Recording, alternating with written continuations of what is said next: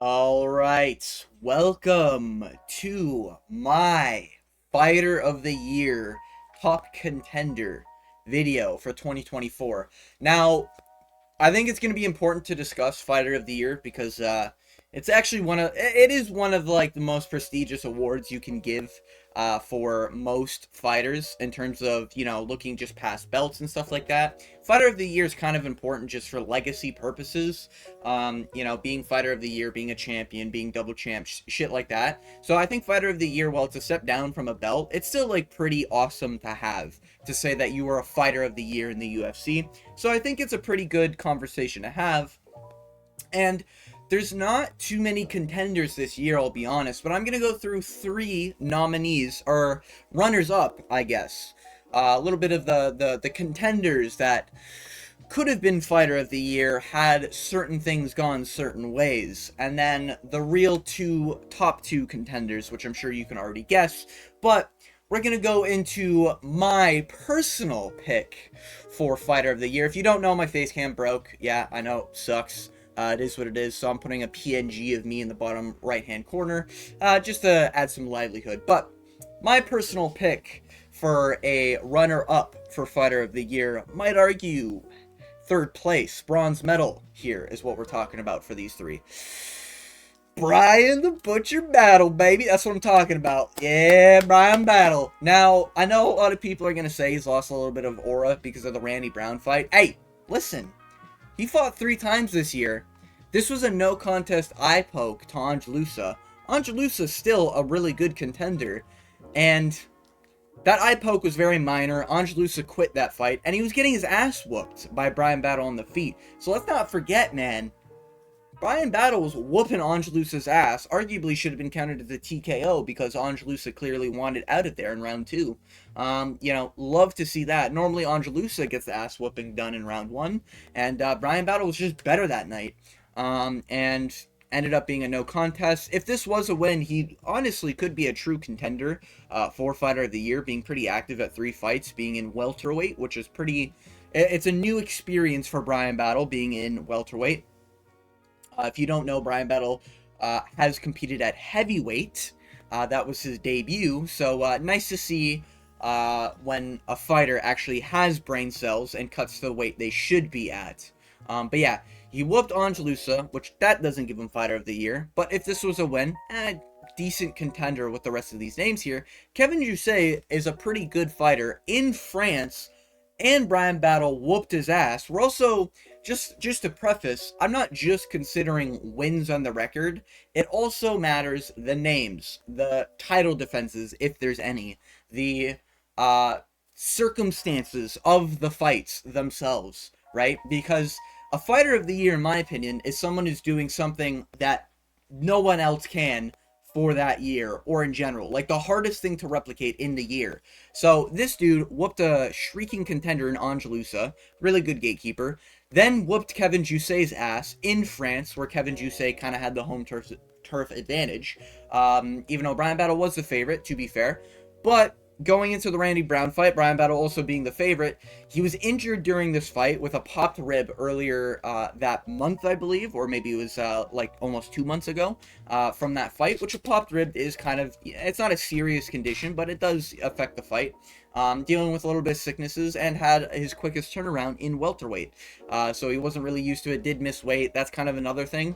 A lot of caveats, really sucks. This is my personal pick to just, I'm a Brian Battle fan, just saying.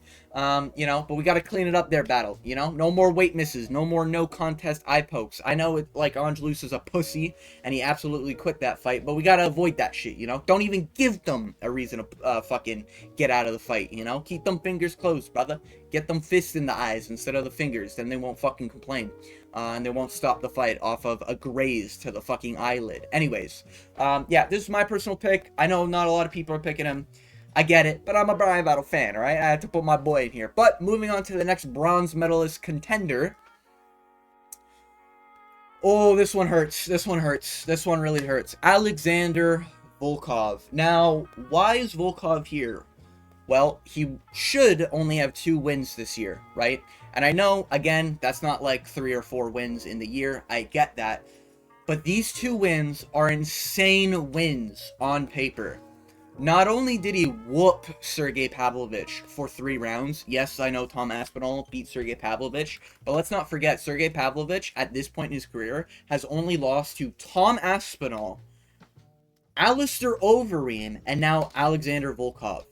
And this was a friend versus friend match, and Volkov really was going in there to, like, whoop Sergey Pavlovich's ass. And he literally did it for 3 rounds straight, taking big shots, and while making it a clear 3-0 decision by Volkov. And now recently, he would have had Cyril Gane on his record. This would have been one of his previous losses to Cyril Gane on his record completely taken away because he would have whooped his ass. Which I predicted he would whoop his ass. Am I biased? Yes, 100%. How this was a split decision in favor of Cyril Gane will boggle my mind for the rest of eternity, and arguably could be one of the worst decisions in UFC history.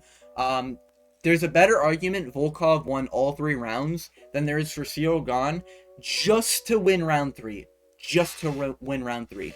No idea how they scored it. The commission said round 2 was close when that was the most clear, obvious round for Volkov.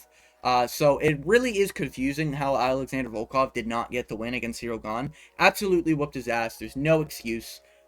Even French fans, which are the most biased out of all fans, I guess from, unless you're from, like, the Dagestan cliffs, you know, I guess that's the only other exception, they're even saying that Cyril Gane lost that fight. Cyril Gane lost that fight. His team left the cage. It's bullshit.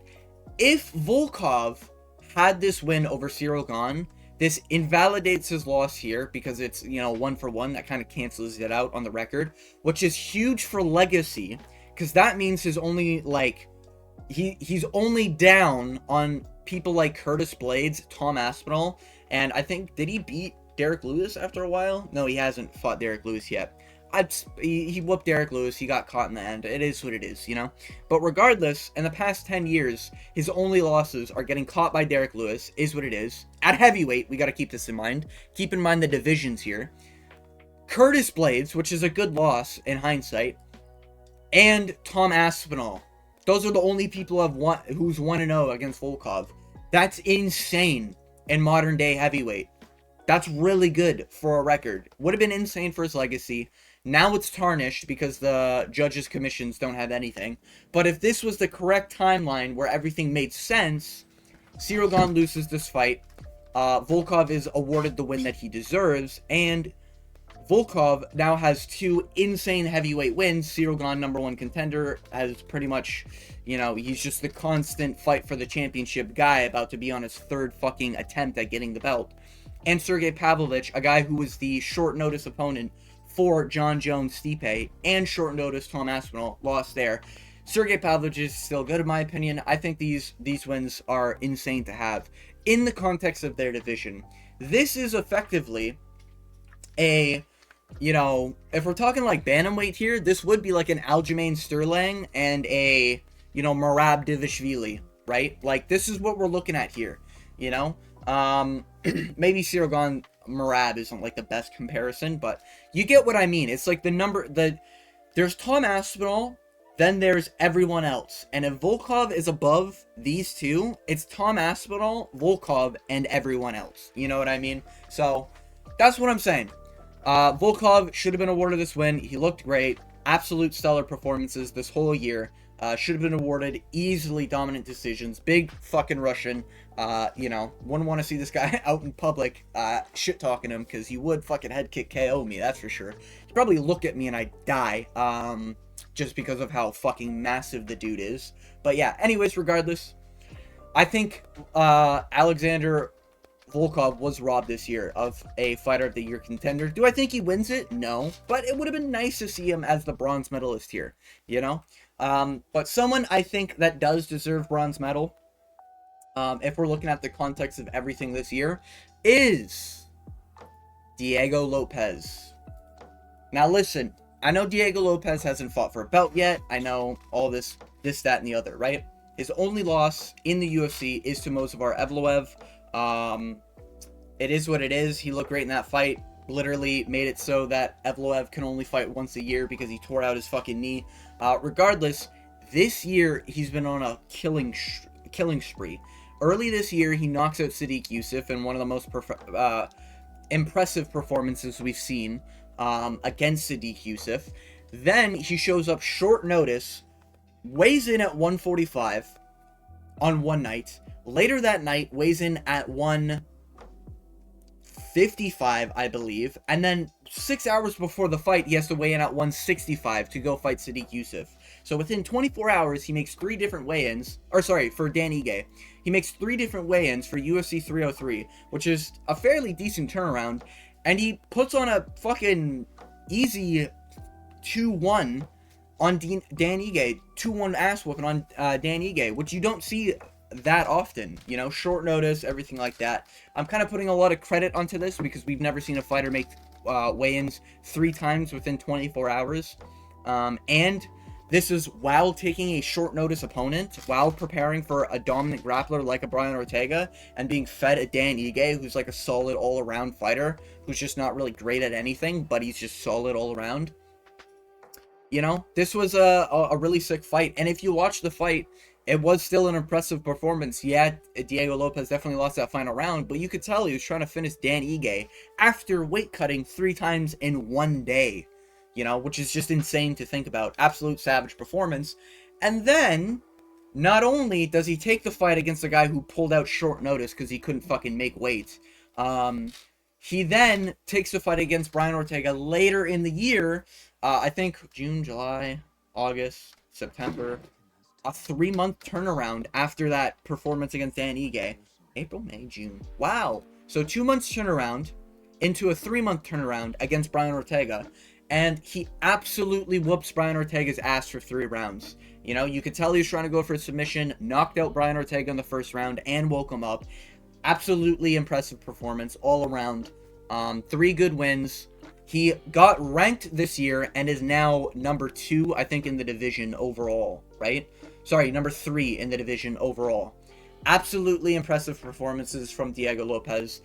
Stellar rise, and he's done it all within a year. It's crazy to think about, you know? I'm pretty sure before the beginning of this year, he was unranked. I don't think Pat Sabatini was ranked. I could be wrong on that, but regardless, he's gone all the way up to number... He went from bottom of the barrel to all the way number 1 contender this year. Insane turnarounds. I think Diego Lopez does deserve a bronze medal. I am picking him as the top 3 for Fighter of the Year. There's only 2 others that I think clearly beat Diego Lopez in Fighter of the Year talks, and I think that person is earning the silver medal. Now, this might be controversial, but I do think the silver medal is awarded to Alex Portan Pereira. Now, why is Pereira getting a silver medal and not the gold?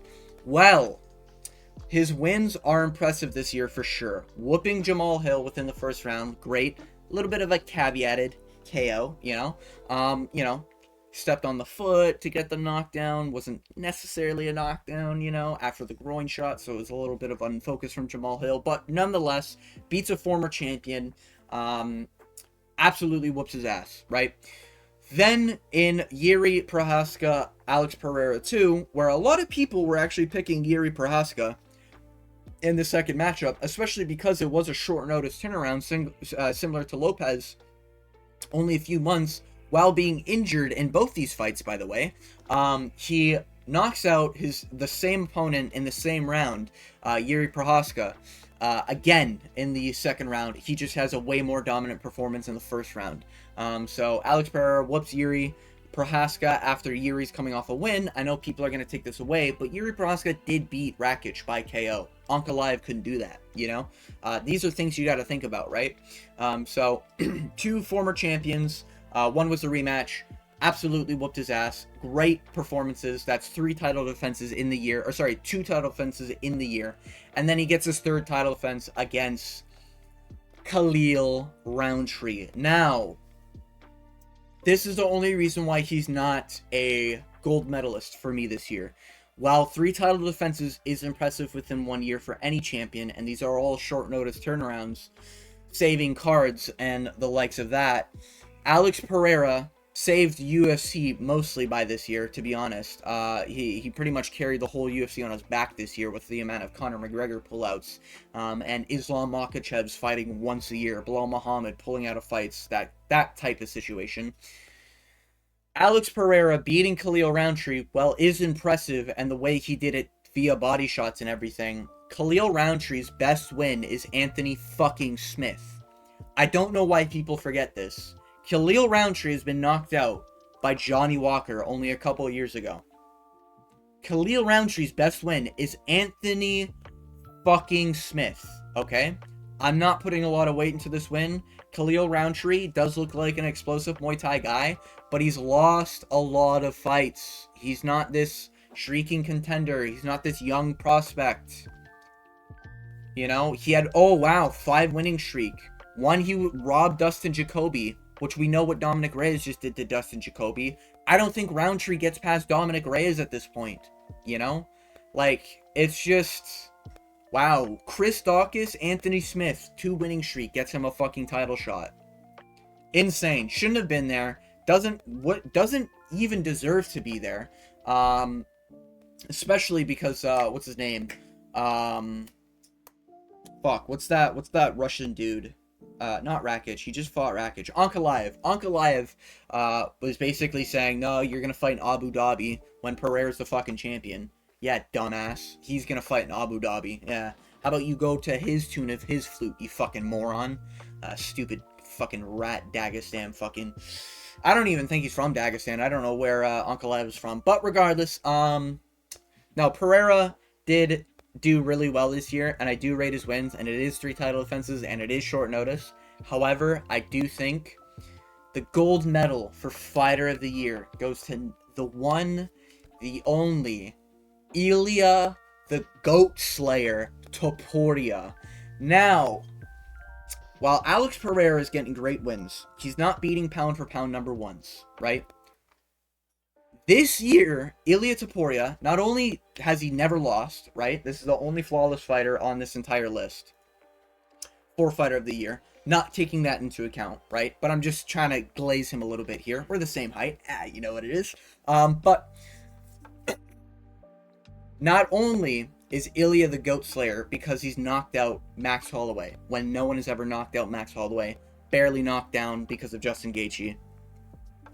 That's impressive in alone of itself, right? This is prime Max Holloway. This isn't over the hill. This is 32-year-old. You can say he's been through wars and whatever, but Max Holloway has been looking the best he's ever looked in the past 2 years. Now, with that being said, not only has he killed Holloway, he knocked out Volkanovski cold with his hands, right? It's one thing for a bigger opponent up a weight class to head kick KO, who's already pound for pound number 1 in the world, right? Volkanovski, being pound for pound number 1 previously in last year, I think earlier this year he was actually pound for pound number 1. Ilya Topuria slays him. Enough said, right? Max Holloway has been pound for pound number 1 before, slayed him. Enough said. In their weight classes. This isn't Max Holloway going up fighting Gaethje and Max Holloway gets knocked out or something. Or Max Holloway loses to Islam. This isn't Volkanovski getting head kick KO by Islam up a weight class. This is in their home, in their pound-for-pound king domain. Ilya Topuria has slayed both of the kings of featherweight. The only name he's missing on his record to probably be featherweight GOAT is Jose Aldo, and that's only because Jose Aldo is probably the most well-respected featherweight on the planet outside of Volkanovski and Max Holloway. And that's all he's missing to be considered the greatest featherweight of all time. Of course, he needs title defenses, but I do think it puts him in the mix if he just had Jose Aldo on his list. That being said, he's killed the king, Alexander the Great Volkanovski, with one hand, and with the other hand, he slayed the Crimson Shin, Max Holloway. I feel like it's enough said, you know? I think these are both better wins than any of Pereira's wins, only because Yuri never had a title defense, Jamal Hill never had a title defense.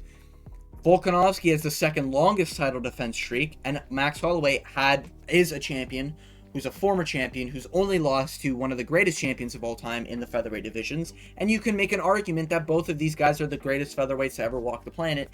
Ilya beat both of them in the same year. It is insane to think about that he did did both Hitman jobs in the same year. Volkanovski in 2, Max Holloway in 3. And this wasn't like a, oh, he caught them. This is, he was making it competitive and still knocked them out. You know? And while I do think Ilya is beatable, a lot of people think he's immortal. I don't. I think it's undisputed he killed 2 GOATs this year. Alex Pereira, yeah, he did a great job beating former champions and a contender who should have never been in there with him. Ilya Topuria has slayed 2 GOATs. Like, this isn't, you know, we're not in Russia here. We're not talking about those GOATs. We're talking about the greatest of all time here, right? Max Holloway, great for featherweight. Max Holloway, one of the greatest of all time in featherweight, especially if we're not including championship holders currently, right? Volkanovski, similar situation. Is Volkanovski a little older? Sure, you can make that argument. You can't with Max Holloway. He proved that the Volkanovski win wasn't a fluke. They're probably doing this rematch next, and if that is the case, it's going to be an RIP for Volkanovski's whole career. But yeah, regardless, I think Ilya is undisputed fighter of the year. I don't think it's close. And while I do rate Pereira for his activity, and I do like the way he's fighting, and I do think he's slaughtering, you know, former champions and everything, someone else is.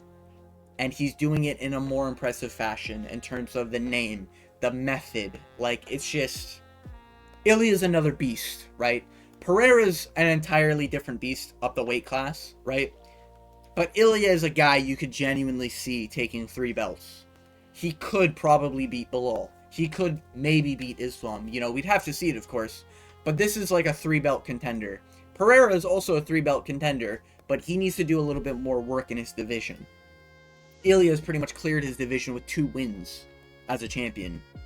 So, that's all I gotta say on that. I think Ilya Topuria is fighter of the year.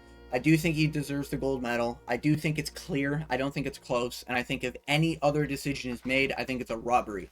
I think silver medal goes to easily Alex Poatan Pereira. Absolutely active. Has helped the MMA scene a lot just by existing and saving all these cards. And Diego Lopez, I think, deserves the bronze medal because he is just 1 step behind Ilya, or he's 3 steps behind Ilya Topuria in terms of record here.